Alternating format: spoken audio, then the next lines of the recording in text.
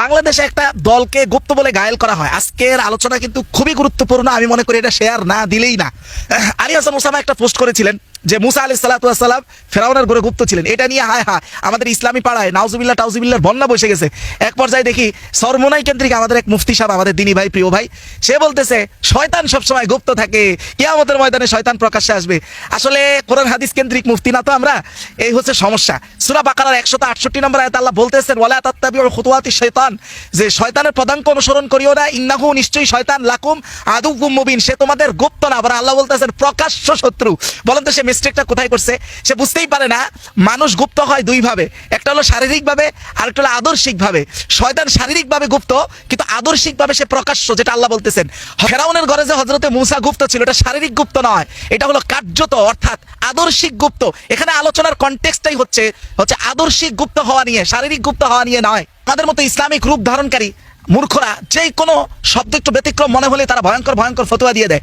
অথচ আপনি দেখেন হযরতে মূসা আলাইহিস সালাতু ওয়াস সালাম যে কার্যত অর্থাৎ আদর্শিকভাবে ফেরাউনের ঘরে গুপ্ত ছিল, এটা কি কোরআন দ্বারা প্রমাণিত নয়?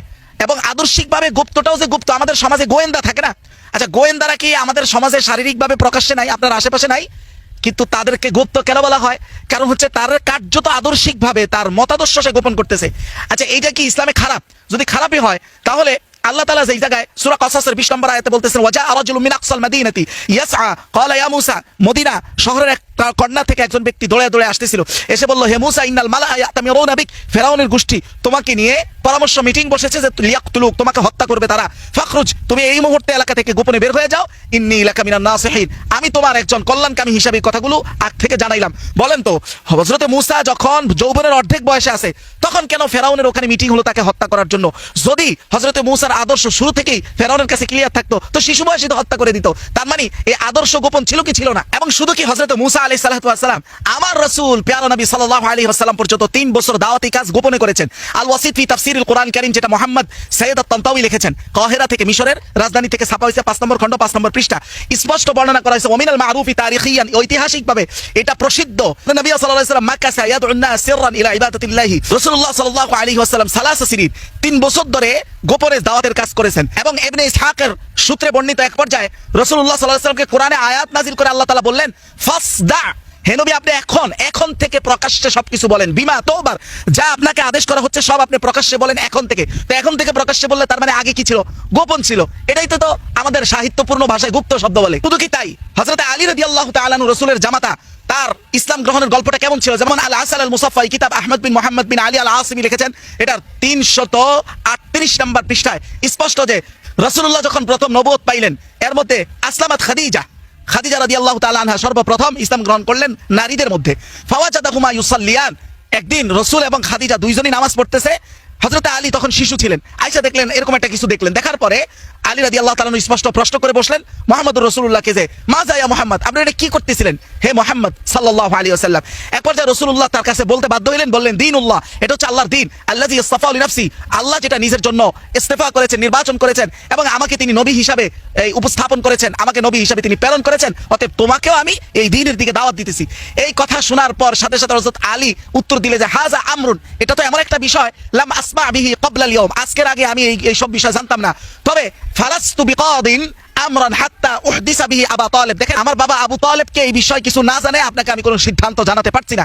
তো রাসূলুল্লাহ যখন দেখলেন যে এটা তো হযরত আলী আগেই প্রকাশ করে দিবে, তখন এক পর্যায়ে রাসূলুল্লাহ রিকোয়েস্ট করলেন যে ইয়া আলী ইসলাম তুসলিম ফাকতুম, যদি তুমি নিজে ইসলাম গ্রহণ নাও করো তাও এটা একটু গোপন রাখো।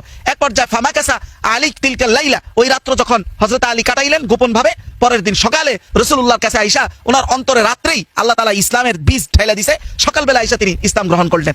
এবং ফাফাল আলী ওয়া আসলামা, তিনি ইসলাম গ্রহণ করার পরে ফামাকাসা, তিনি অবস্থান করতেছেন এমন ভাবে যে আবু তালেব যেন না জানে এটার ভয়ে, এবং তিনি তার ইসলাম ওই মুহূর্তে গোপন রাখলেন। তাহলে এটা তো শুধু সুন্নতে সাহাবা না, বরং সুন্নতে রাসূলও বটে। শুধু এখানেই সীমাবদ্ধ না, স্বয়ং হযরত আবু বকর রাদিয়াল্লাহু তাআলা আনহু প্রথম দিকে গোপনে গুপ্তভাবে তিনি দাওয়াতের কাজ করতেন। দলিল হলো ইত্তিহাফুল ওয়ারা, দেখেন যেখানে স্পষ্ট 181 নম্বর পৃষ্ঠায় এসে ফাজাআলা ইয়াদউ ইলাল ইসলামি মান ওয়াথাকা বিহি, হযরত আবু বকর ইসলাম গ্রহণ করার পরে তিনি যখন দাওয়াত দিতেন টার্গেট করে দাওয়াত দিতেন, মানে উনি দেখতেন যে এই লোকটার কাছে দাওয়াত দিলে এটা গোপনে রাখবে অথবা সে মানবে, যারে ভরসা হতো উনি তাকে দাওয়াত দিতেন, বাকিদের থেকে সেটা গোপন রাখতেন।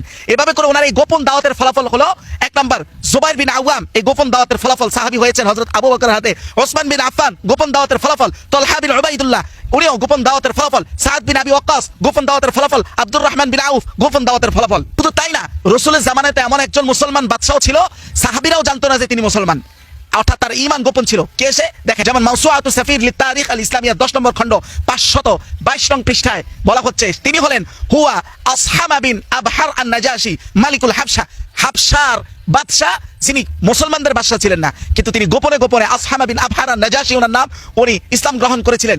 স্পষ্ট এখানে বলা হয়েছে আসলামা আলা আহদিন নবী সাল্লাল্লাহু আলাইহি ওয়াসাল্লাম, তিনি নবীর জমানায় ইসলাম গ্রহণ করেছেন, কিন্তু ওয়াখফা ঈমানাহু, কিন্তু তার স্বজাতি দেশের মানুষের কাছে তার ঈমানকে তিনি গোপন রেখেছেন।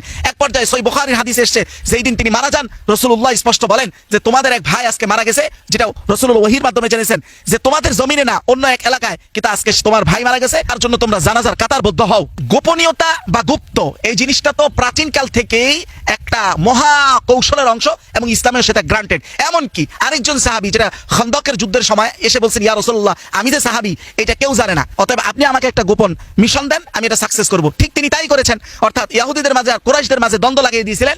রাসূলুল্লাহ তখন বলছেন আল হারবু খুদাআতুন, আমাদের সমস্যাটা কোথায়? আমি সেকুলারদের কথা নাই বললাম, তারা হয়তো ইসলাম নিয়ে এত পড়াশোনা করে না, কিন্তু যারা দাবি করতেছে তারা ইসলাম কায়েম করে উল্টায় ফেলবে, তারাও পর্যন্ত এই গুপ্ত শব্দটাকে তার অপোজিশনের জন্য গালি হিসাবে ব্যবহার করতে করতে শব্দটাকেই ধর্ষণ করে ফেলছে।